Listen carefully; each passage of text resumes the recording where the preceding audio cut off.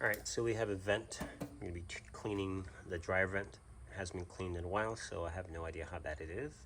So if your dryer's taking more than one cycle to dry, even one is pushing it, but you should be done within 45, 48, 50 minutes, an hour max on typical dryers. So if you have to put it in twice, chances are you have a problem. I usually like to get these things cleaned. If you have a family of 4 or more, once a year is great. Every other year is totally okay. It's been a while with this vent, probably 5, 6 years. I don't know. All right, so what you're gonna use, this is a tool, and keep in mind, this brush, if you go to the left, it will come off. So you wanna make sure that when you rotate the drill, you're tightening. Otherwise, it will leave it up in the vent. So always do that instead. Don't go backwards, always clockwise, otherwise you will have problems. So these are extensions. First one up, add another. Again, righty-tighty. And you can start by going up, pull down. And a lot of times when it's really bad, you'll see moisture. It literally gets wet. Drill.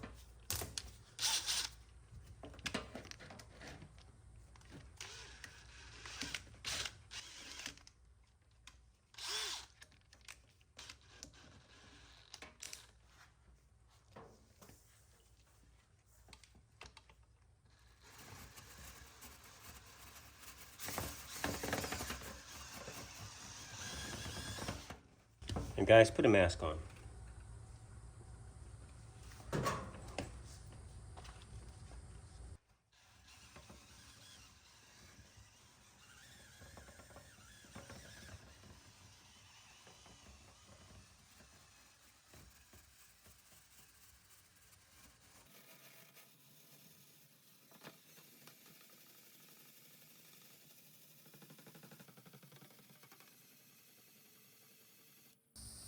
So you guys, the idea is you want to scrub the walls. You do not want to just shove it straight up there and back out. You literally want to scrub, and as you scrub, you're going up. So almost section and section and section, section and section, and climbing up as you scrub.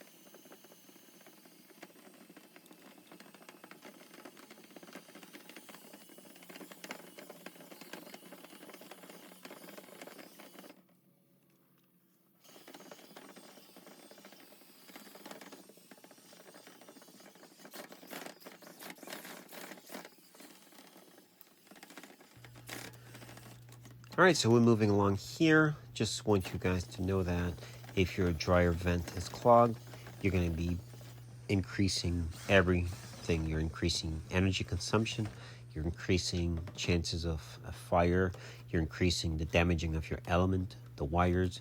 It is so crucial that you maintain a good clean venting system. It doesn't matter how many times you replace the dryer. If your vent is clogged, you're going to be going through the same thing. If you notice that there's moisture in the dryer vent, meaning the venting in the back, if you move it sideways, or you can move it around, or if you even notice water on the floor behind your dryer, that could be a sign that your venting is so clogged that it's condensation. It's basically the moisture that is condensing into water. So pay attention to those things, and also make sure that you wear a mask as you're doing this. And again, clockwise, always turn clockwise as you go up and down slowly. Work it. You can see all the lint that is coming out. And this dryer was taking 3 cycles to dry, and I touched base with the customer afterwards, and it was within 45 to 50 minutes. So it makes a huge difference. Wear a mask when you're doing this. That's microplastics. It's horrible. Don't breathe that stuff in. And also, those ventings are totally fine. A lot of people will talk about them, but they're actually very reliable. They don't kink, so which is a great thing. The other rigid type of venting, they can kink, so you want to keep the kink at bay. You do not want to have any kinked or kinks. So pretty much all we have. One last thing I would offer: if you're able to go to the roof, then do so, because newer homes in newer roofs will have what you call a flapper. At the end of the flapper, you'll have a screen. So remove the screen for dryers. You do not want to keep the screen. If you clean your venting and you notice that your dryer is still taking long to dry, go to the roof, be careful, and or have someone do it, and then go to get a pick, remove the screen. I didn't need to do this one because it did not have one. I wanted to though. So, all right, also clean out this venting, and also go ahead and clean the back of your dryer out as well. If your dryer is super dirty, you need to get that cleaned out as well. I was talking about the kink on that exhaust. Make sure that you straighten it. That one had a pretty good kink, because that will keep lint from going out properly. All right, guys, enjoy the rest of the video. Thanks for watching.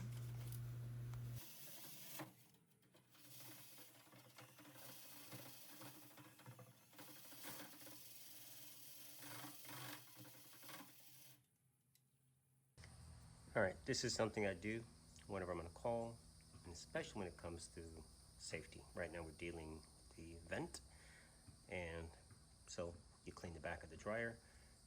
You definitely want to check and make sure that everything is good. For one, I noticed I didn't see a clamp here.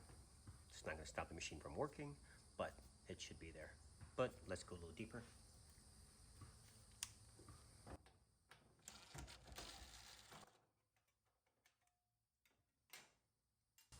Make sure the unit is unplugged.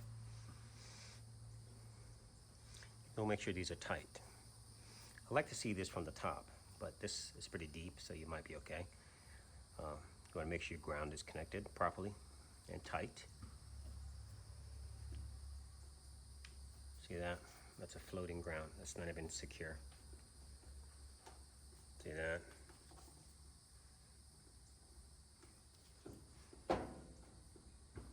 So this needs to be tightened.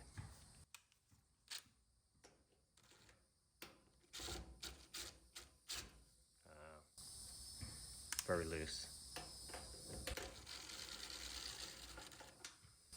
Just remember, the ground is anywhere in the machine where you have a good solid contact. It can be anywhere. If this is not tight, get another screw. Make sure you get a good bite. All right, let me find a screw that will fit there. It should be green, indicating ground, but it doesn't matter. It is better to use any screw, providing you have a good ground. very important. All right, let me get a screw.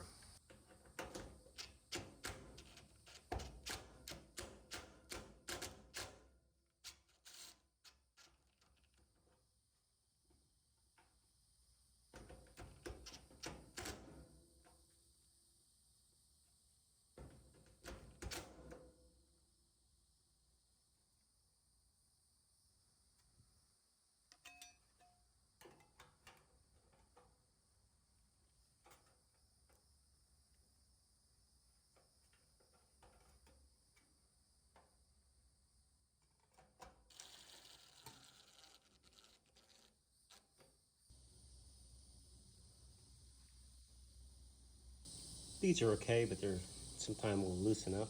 So the best thing to do, these are the best clamps to get. Hold your thing on properly, make sure nothing is kinked. All right, this is cleaned. Let's get it on.